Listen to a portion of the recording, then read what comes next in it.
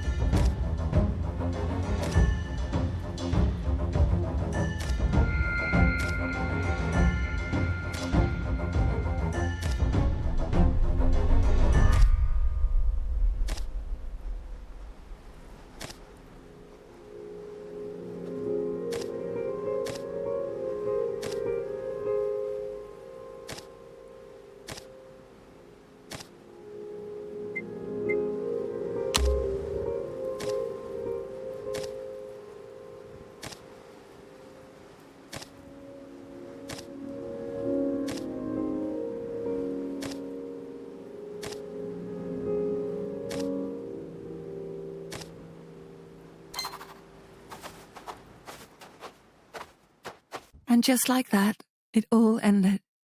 We ran and ran until we found refuge with a pair of local farmers who were willing to hide us from the Nazis. Anders and I huddled in solitude, hearing only snippets of news from a poorly tuned radio and our kindly hosts. Months passed, and on the 4th of May, Denmark was liberated from its German occupiers. But the war did not end quietly like I had hoped. There was a maelstrom of activity as Nazi collaborators were put into camps, snitches were executed by the resistance, and others were put on trial for treason. But in time, life began to return to its familiar patterns. We went back home. The house had been searched, though it was otherwise as we had left it. Once we cleared away the mess, it felt like no time had passed at all, like it was all a bad dream. That in all the nooks and crannies, the ghosts of the past were waiting for us to let down our guard, lest we forgot what happened and who we had lost.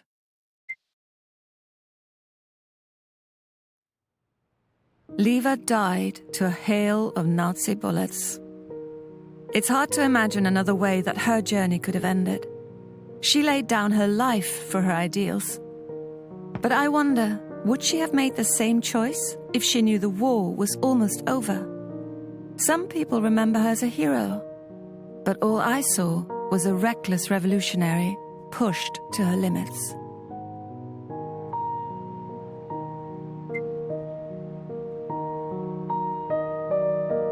Recently, a man came to me seeking treatment for some wounds he received after saying the wrong thing to Peter down at the inn. The man told me that Peter bought him a beer afterwards, but I'm afraid that will not do much for the stitches. Peter has been getting into more and more fights since returning from the concentration camp, but he refuses to talk about his time there. If he could unburden himself with words, he might not need to use his fists. He really should find someone to talk to about his anger. But after what we went through, I don't think that I'm the right person. Stahl died on that dark winter's night, defending a system which was collapsing around him. His ideology made him lash out with violence. I cannot understand how a person comes to be that way, but I must believe that future generations will learn from this horrible war so that its mistakes are not repeated. How could anyone ever forget such dark years? To me, Wolfgang always seemed like he was from a different time. It's probably what attracted Margit. But despite his knightly ideals, he didn't get to join his comrades and die a noble warrior's death at the front. Instead, he died in a flurry of confusion. Deep down, I felt that he was more driven by tradition than hate. But it's a pity that he chose to serve such a vile empire. I hope that Margit can recover from the loss. She only saw the best in him. A few weeks after the liberation, I received a letter in the mail from Esther. She and Sophia had made it to Sweden, where they'd been living a quiet life since their escape. Esther offered me a place to stay should I ever wish to visit, but the paper seemed flecked with tears in the places where she wrote about the help I gave them. I'm glad I was able to do at least that much. I cannot claim to fully understand Reinhard. He was a selfish crook, indifferent to the harm his actions caused, but he was also smart. He was careful. He didn't rush headlong into danger unless there was a profit to be made. His actions at the station will always confound me. What made him so rash, so jittery, and so reckless? I don't know what happened to him after his arrest, but given how the Nazis treated their prisoners, I cannot imagine that there was a pleasant end to his journey. Olgert Vestergaard requested a house call today. He was complaining about chest pains, but his heart sounded perfectly healthy. I think his pain stems from something entirely different. Something that gigantic fortune of his can never cure. This Friday, the City Council is hosting a banquet to honor his efforts to assist the resistance.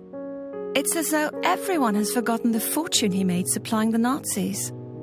Can a few token gestures really restore a man's reputation so easily? I miss Margit. All I have now is our correspondence. She cut all ties with her father and moved up north to Randers. It seems like the big city suits her, and she even writes short stories for a local magazine. Her stories are tinged with melancholy, but I'm happy to see her doing so well. I talked to the pastor at church this Sunday. He expressed sadness about fewer people showing up for church, and even fewer staying for coffee after.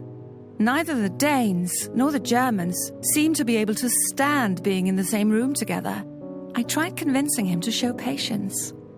The town needs more time to heal. I saw Charlotte at the market today. She was alone and could barely get the attention of any of the merchants. Even the villagers who had collaborated with the occupation acted like she wasn't there. Perhaps it wasn't intentional. Maybe they simply didn't notice her because they were too busy washing their own hands. I spoke to her, and her face lit up in a smile. Though words seemed to fail my formerly chatty cousin. We shopped together, and despite all the cold stares, I think she was happy for the company. I visited the inn last Thursday. Mida was there, standing behind the bar and looking like her usual self. She keeps busy, serving beer and bantering with the locals. But every so often, I catch her staring blankly at the walls. These spells never last for long, but it seems her time inside the camps has left a mark. I wonder how long it will linger. For some people, the scars might remain forever.